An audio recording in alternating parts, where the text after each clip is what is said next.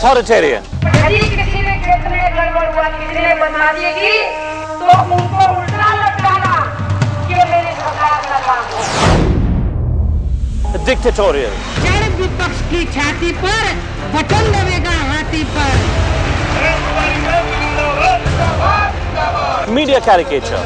अखबारों एवं चैनल आदि में बताए जा रहे गलत ओपिनियन पोल से भी आप लोगों को पूर्व की भांति इस बार भी गुमराह नहीं होना है।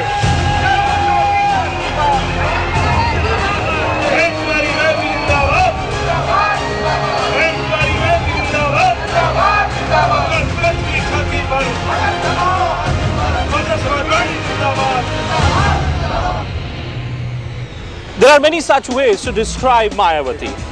To her supporters, she's their undisputed leader, their Behenji. To her rivals, she's a political force whose real impact has always been underestimated. Over the next half hour, how is Mayawati positioned today, 5 years after winning a historic verdict in the key political state of Uttar Pradesh?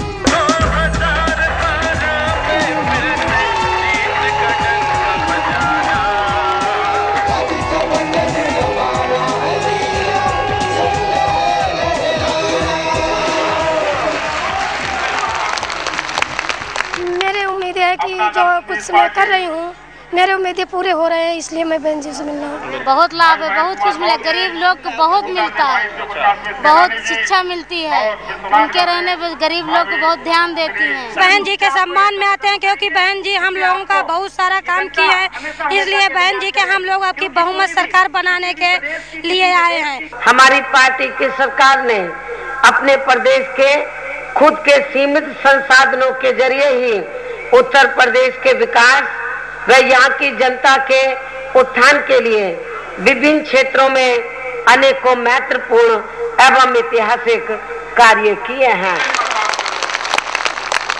In the era of 24/7 election coverage, Mayawati's campaign style is rather unique. She doesn't believe in taking journalists around with her on the campaign trail, something which is now done quite regularly with all the other leaders. She also doesn't believe in taking tough questions from journalists because she's convinced that the media is biased against her, a perception which she's had right from the time when she first came on center stage under Kanshiram.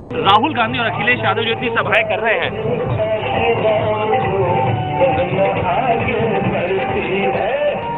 in fact, people, media is after her because she doesn't give any interviews at all.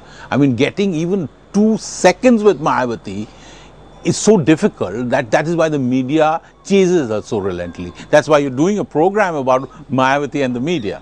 So I think part of it is basically playing hard to get. But partly it is also a fact that she genuinely feels that the media hasn't given her a fair deal. but she does react sharply when stories that build a negative perception of brand Mayawati appear in the press. WikiLeaks के मालिक को उसके देश की सरकार से उसे पागल खाने में भिजवाने के लिए आग्रह करती हूं, और यदि इस व्यक्ति को रखने के लिए उसके देश के पागल खाने में जगह नहीं बची है तो मैं फिर इस व्यक्ति को यहाँ अपने प्रदेश के आगरा के पागल खाने में भेजने की भी वहाँ की सरकार को सलाह देती हूँ।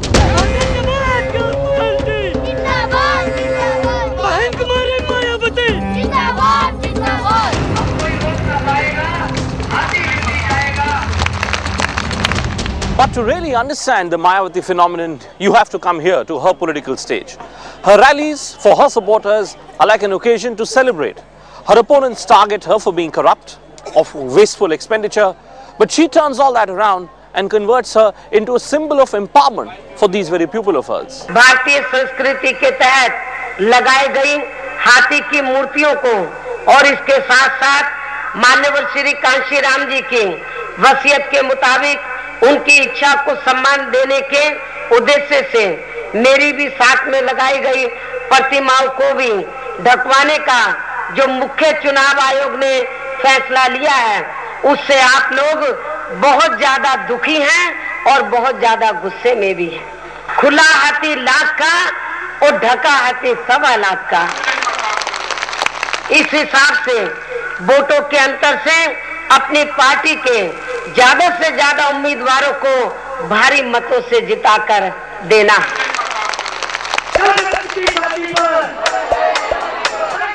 Women and children come barefoot or in chappals to listen to their behenji. हर हालत में वोट डालने के लिए आप लोगों को जरूर जाना है। Leader herself wears socks and sandals. Supporters come and sit patiently for hours to catch a glimpse of their leader. Irrespective of whether their own life has changed or not. A wave of her hands is what will keep them going for another 5 years. बस बिना इनके सेवा अच्छा के आए हैं। गरीबों को उन्होंने रहने का सर छुपाने की जगह दिया, जो नाले किनारे इधर उधर पड़े थे। उन्हें सभी गरीबों हैं या अमीरों हैं, कोई हर जात है, उनकी सहायता करती हैं। So how does one explain this contradiction in Mayawati phenomenon? How is it possible for a leader to be constantly branded as corrupt, visionless, myopic, and yet manage to draw these huge crowds year after year, rally after rally for the last 2 decades? In 2007, she was the answer to the alleged mafia raj of Samajwadi Party. In 2012, she is the target for a combined opposition. A staunchest rival now, not Mulayam Singh, but his son Akhilesh. Not Sonia Gandhi, but her son Rahul. आमतौर से हाथी सड़क पे चलता है, घास पत्ते खाता है। मायावती जी का जादू का हाथी पैसा खाता है, लोगों का पैसा खाता है, गरीबों का पैसा खाता है। Amount of money what has spent on this government has spent on stones, marbles and statues. If we could stop all that, if we could manage that fund, divert to education, divert to computer, we can easily do it. But Mayawati remains unfazed through all this criticism. On her birthdays, she continues to wear golden crowns. In 2010, she was in the midst of a huge controversy for accepting this garland of currency notes. A CBI probe was about to be ordered to figure out what was the worth of this garland. She hit back in a manner which is typical of her, wearing another garland of currency notes which was even bigger just a couple of days later. Mayawati's main problem has been her inability to produce an assembly line of leaders. Unlike the other parties, say the Congress or the Samajwadi Party, where the leadership issue is settled, but there are other leaders also to be sharing the responsibility, with Mayawati that's never been the case. She did try to address this problem, but put her own spin on this. These are the faces who became responsible for governing Uttar Pradesh over the past 5 years. Shashank Shekhar Singh, Cabinet Secretary, Navneet Sehgal, Principal Secretary to Mayawati, and Fateh Bahadur Singh, shunted out from the post of Home Secretary in Uttar Pradesh by the Election Commission. For a leader who would always send shivers down the spine of bureaucrats, the importance given to this lot was Mayawati's way of burying the baggage of the past, from managing political crisis to government policies. This was a group that became instrumental in her decision-making. Then there is a political group, the likes of Satish Chandra Mishra, who was the branded face of the BSP over the past 5 years. Naseemuddin Siddiqui, the Muslim face of the BSP. Mayawati's key aide, who was responsible for managing several key ministries. Today, Mishra finds himself on the margins, and Naseemuddin Siddiqui is under the CBI and the Enforcement Directorate scanner. मुसलमानों के साथ हमेशा धोखा हुआ है। इन्होंने भी धोखा इन्होंने कोई धोखा नहीं। She must be thinking very, very poorly of her own administration and her own power.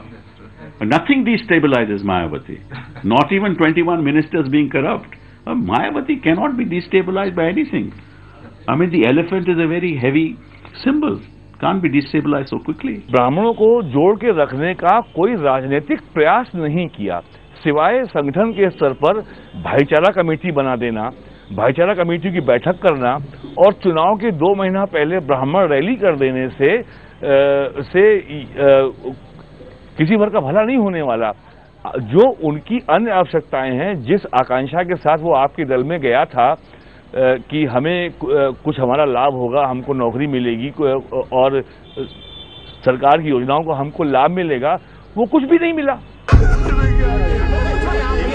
The experimental form of politics and governance has had its fallout. For a party used to decision-making from only one individual, the new form was simply unacceptable. In the last 5 years, Mayawati has had to face anger and dissidence of nearly 60 of her MLAs. almost every MLA whose ticket was denied or who faced action accused Mayawati of running a fiefdom. Like this man, Avdesh Verma. Listen to his story. हम पैसे वाले नहीं थे, हम जो Bahujan Samaj party के संगठन के कोऑर्डिनेटर लोग हैं,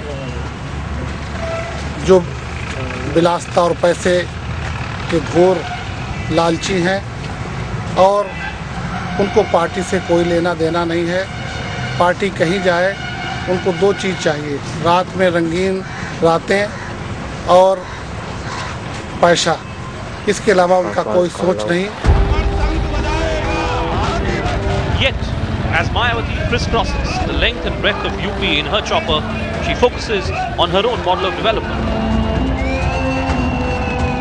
बिजली के क्षेत्र में भी हमारी सरकार ने काफी ऐतिहासिक निर्णय लिए हैं और यदि इसमें केंद्र की सरकार ने ज्यादा दखल नहीं दिया तो फिर प्रदेश की जनता को कुछ ही वर्षों के अंदर हर हालत में यहाँ बिजली 24 घंटे जरूर मिल जाएगी। She talks about corruption, but prefers to look at the opponent's track record. Every accusation against her is nothing else but a conspiracy. केंद्र सरकार के राजनीतिक द्वेष के कारण हमारी पार्टी की सरकार को कुछ ज्यादा ही वित्तीय कठिनाइयों का सामना इसलिए भी करना पड़ा है क्योंकि संवैधानिक व्यवस्था के तहत उत्तर प्रदेश राज्य को केंद्रीय अंश का मिलने वाला धन भी ज्यादातर केंद्र सरकार ने हमें समय पर नहीं दिया है। Her tone and tenor, balanced yet aggressive. After the break, mission that was almost impossible. Chasing Mayawati for an interview. How does one manage that? Hindi विरोधी पार्टियों की सरकारें रही हैं, उन सभी सरकारों ने कुल मिलाकर जितना काम किया है उतना कार्य मेरी सरकार ने इस बार करके दिखा दिया है। ज़माना बुतों पर फिदा हो रहा है, खुदा की खुदा। And a musical adaptation of what the UP Chief Minister is up against.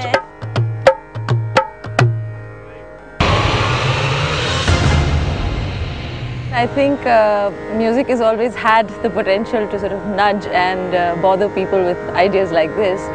And I was in Lucknow recently, and the whole UP scene with the statues and all of that was striking, to say the least. And one of these pieces that I had explored, it's an old song, but it came to mind instantly, and I sang it in performance there.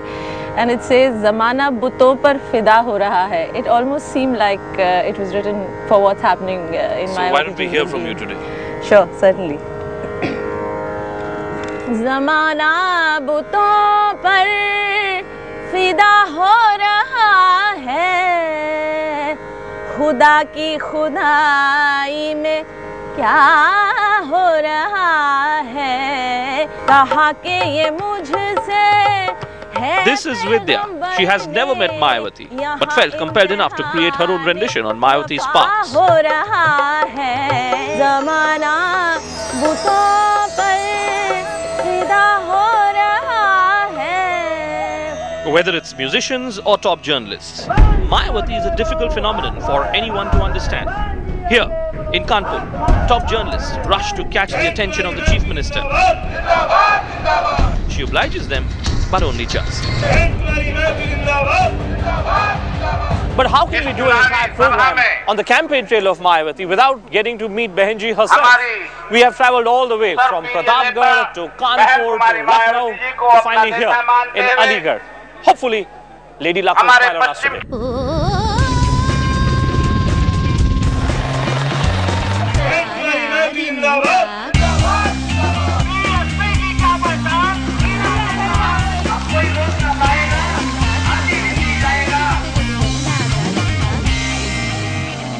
मैं देख रहा हूँ आपकी जितनी rallies में हमने आपको देखा, आप बहुत आश्वस्त दिख रही हैं। आप, हमने जनता से भी बात की, कारण क्या है आपकी आश्वस्त? इसका जवाब तो आप मेरी चुनावी जनसभाओं में जो अपार भीड़ आ रही है उनसे बात करके आप उसका अंदाजा लगा सकते हैं। आप अपनी हर स्पीच में मैं देखता हूँ आप उन्नति की बात करती हैं, उन कदमों की बात करती हैं जो आपने पिछले 5 साल में उठाए हैं। आपको लगता है कि ये जो इलेक्शन है ये उन्नति बनाम? मैं आपको जो मैं बताना ये चाह रही हूँ कि आज़ादी के बाद से लेकर मेरी सरकार बनने से पहले यहाँ पर कांग्रेस, बीजेपी, सपा, जिन भी विरोधी पार्टियों की सरकारें रही हैं, उन सभी सरकारों ने कुल मिलाकर जितना काम किया है उतना कार्य मेरी सरकार ने इस बार करके दिखा दिया है।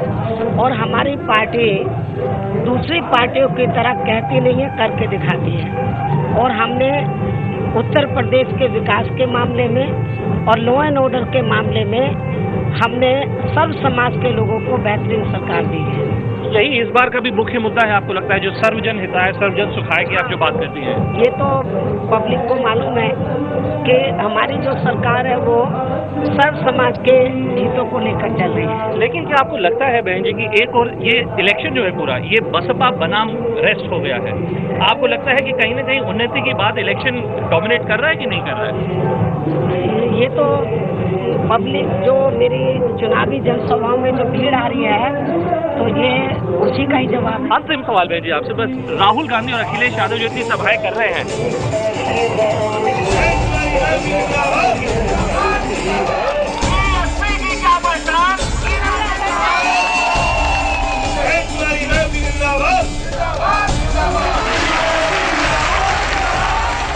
So that's Mayawati for you, a leader who doesn't like anyone else to be dictating terms, whether it's political moves or questions for an interview. There is also a dilemma in that before Mayawati. She sees that the crowds are still coming, but the miracle of 2007 may be difficult to be repeated. That's a big picture one gets on the campaign trail of the UP Chief Minister. From our entire team here, thanks so much for watching.